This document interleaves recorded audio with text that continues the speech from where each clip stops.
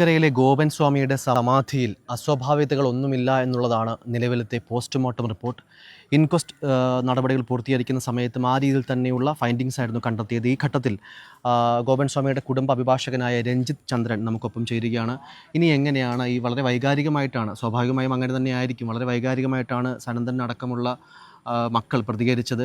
ആ ഒരു ഘട്ടത്തിൽ പറഞ്ഞ ഒരു വാചകം കൂടി ഉണ്ടായിരുന്നു. ഈ സമാധിയിൽ ഈ ഒരു മഹാസമാധി അല്ലെങ്കിൽ ആ ഒരു സമാധിക്ക് ഭംഗം വരുത്തിയ ആൾക്കാരെയൊക്കെ നിയമ നടപടികളുമായിട്ടൊക്കെ മുന്നോട്ട് പോകും നടക്കമുള്ള ചില പ്രതികരണങ്ങൾ കണ്ടു. ചിലപ്പോൾ അത് വൈകാരികമായിട്ടായിരിക്കും. ആ രീതിയിൽ ഒരു അഭിഭാഷകൻ, അഭിഭാഷകൻ എന്നുള്ള നിലയ്ക്ക് അതേ നിലപാട് തന്നെയാണോ താങ്കൾക്കുമുള്ളത്? അല്ല, അതിനെ കേവലം ഒരു വൈകാരികതയിൽ മാത്രം അവർ പറഞ്ഞൊരു സ്റ്റേറ്റ്മെൻറ്റായിട്ട് നമുക്ക് കാണാൻ വേണ്ടി കഴിയില്ല.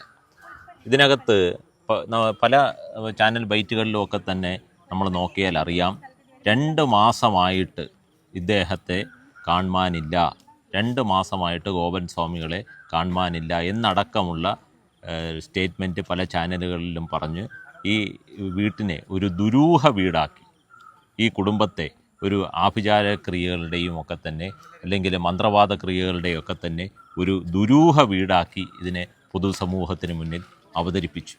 അപ്പോൾ 2 മാസമായിട്ട് ഒരാളെ കാണാനില്ല, ഒരു സുപ്രഭാതത്തിൽ അയാൾ സമാധിയാകുന്നു എന്നൊക്കെ പറഞ്ഞുകൊണ്ടൊരു വലിയ ദുരൂഹത പൊതുസമൂഹത്തിനുള്ളിൽ പരത്തി. ഇത് തീർച്ചയായിട്ടും എന്തുമാത്രം മാനസിക ആഘാതം ഒരു കുടുംബത്തെ സംബന്ധിച്ചെടുക്കും. അവരൊരു സാധാരണക്കാരാണ്, അവരെ സംബന്ധിച്ചൊരു സാധാരണ നാട്ടിൻപുറത്തുകാരാണ്. അവരുടെ സംസാരം എന്ന് പറഞ്ഞാൽ വളരെ സാധാരണമായിട്ടുള്ള ഭാഷയാണ്. അപ്പോൾ അവർ പറഞ്ഞു, നിഷ്കളങ്കമായിട്ട് അവർ എല്ലാ കാര്യങ്ങളും പറഞ്ഞു, എനിക്കൊന്നും മറയ്ക്കാനില്ല എന്ന് പറഞ്ഞു. പക്ഷെ അതൊന്നും ഇങ്ങനെയുള്ള കുറച്ച് ആൾക്കാരുടെ, ഈ വഴിയുമായിട്ട് ബന്ധപ്പെട്ടും വസ്തുതർക്കമായിട്ട് ബന്ധപ്പെട്ടുള്ള ആൾക്കാരുടെ ഈ 2 മാസമായിട്ട് ഒരാളെ കാണാനില്ല എന്നുള്ള ആ സ്റ്റേറ്റ്മെൻറ്റൊക്കെ കാരണം ഒരു ദുരൂഹത നിറച്ചു. ആ ദുരൂഹത ഇങ്ങനെ നിറച്ച വ്യക്തികൾക്കെതിരെ കൃത്യമായിട്ട് നിയമ നടപടിയുമായിട്ട് മുന്നോട്ട് പോകും എന്നുള്ള കാര്യത്തിൽ യാതൊരു സംശയവുമില്ല. കാരണം ഒരു കുടുംബത്തെ കഴിഞ്ഞ ഒരാഴ്ച ആയിട്ട് ആ കുടുംബത്തെ ഒരു വലിയ രീതിയിലുള്ള ഒരു പ്രതിസ്ഥാനത്ത് നിർത്തിക്കൊണ്ടുള്ള കാര്യമായിരുന്നു. അതിനെതിരെ ആ കുടുംബം അനുഭവിച്ച മാനസിക വ്യതകൾക്കെതിരെ കൃത്യമായിട്ട് നിയമ നടപടിയുമായിട്ട് ആ കുടുംബവുമായിട്ട് ആലോചിച്ച് മുന്നോട്ട് പോകും.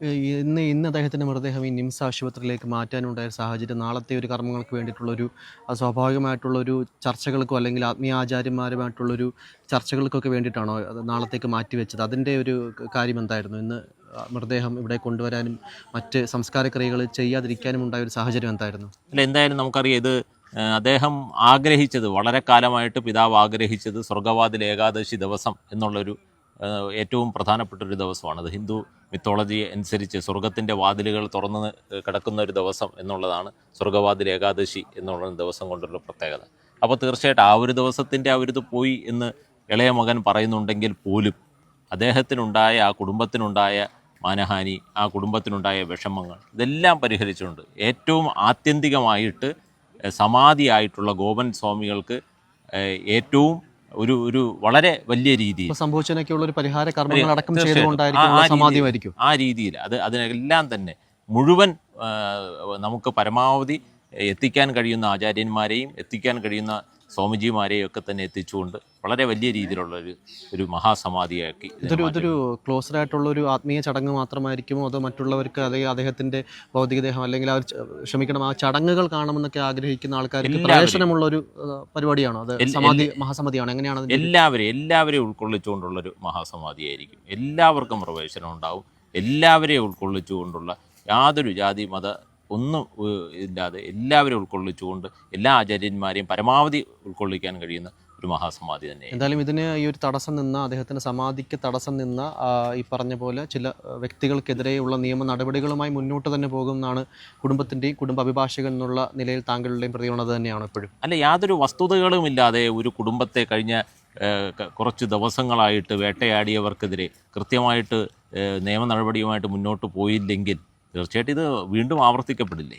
2 മാസമായിട്ട് ഗോപൻ സ്വാമികളെ കാണാനില്ല എന്നുള്ള കല്ല് വച്ചപ്പ നുണ, അത് വെറുതെ പറയുന്നതില്ല. അങ്ങനെ വെറുതെ പറഞ്ഞുകൊണ്ട് ഒരു 3-4 പേര് അവർ കിടന്ന് മാനസികമായിട്ടും ശാരീരികമായിട്ടും ഒക്കെ തന്നെ അവിടെ കിടന്ന് ബുദ്ധിമുട്ടുകയാണ്. അപ്പോൾ ഇതിനെതിരെ കൃത്യമായിട്ട് അവരോട് ആലോചിച്ച് കൃത്യമായിട്ട് നാളെ ഏത് സമയത്തായിരിക്കും ഒരു മഹാസമാധി നടത്താൻ തീരുമാനിച്ചിരിക്കുന്നത്? 3 മണി സമയം 3 മണി സമയം. 3 മണി സമയത്താണ്, 3 മണി തൊട്ട് 4 മണി. എന്തായാലും ആ രീതിയിലാണ് കുടുംബ അഭിഭാഷകൻ എന്നുള്ള നിലയ്ക്ക് ശ്രീ രഞ്ജിത്ത് ചന്ദ്രൻ നമ്മളോട് പ്രതികരിച്ചത്. ഈ ഒരു സമാധിക്ക് വരുത്തിയ ഭംഗങ്ങളൊക്കെ പരിഹരിച്ചുകൊണ്ട് അതിനുള്ള പരിഹാര മാർഗ്ഗങ്ങളൊക്കെ കാണുന്ന രീതിയിൽ എത്ര ആത്മീയ ആചാര്യന്മാരെ എത്തിക്കാൻ സാധിക്കുമോ അത്രയും ആത്മീയ ആചാര്യന്മാരെയും മഠാധിപതികളും ഒക്കെ എത്തിച്ച് വലിയൊരു മഹാസമാധിയായി ഗോപൻ സ്വാമിയുടെ സമാധി വീണ്ടും പൂർത്തീകരിക്കാനാണ് കുടുംബത്തിൻ്റെയും അല്ലെങ്കിൽ കുടുംബ അഭിഭാഷകൻ എന്നുള്ള രീതിയിലും അദ്ദേഹത്തിൻ്റെയും ഒക്കെ കൂട്ടായ തീരുമാനം. മാത്രമല്ല ഈ ഒരു സമാധിക്ക് ഈ ഒരു ഗോപൻ സ്വാമിയുടെ സമാധിക്ക് ഭംഗം വരുത്തിയ ആ രീതിയിലുള്ള താല്പര്യങ്ങൾ വെച്ചുകൊണ്ട് ആ ഒരു സമീപനമൊക്കെ നടത്തിയ വ്യക്തികൾക്കെതിരെ നിയമപരമായിട്ടുള്ള പോരാട്ടം തുടരുമെന്നും അദ്ദേഹം അറിയിക്കുന്നു. തിരുവനന്തപുരത്ത് നിന്നും ക്യാമറമാൻ അഭിജിത്തിനൊപ്പം ജയശങ്കർ, ഫോക്കസ് ന്യൂസ് TV.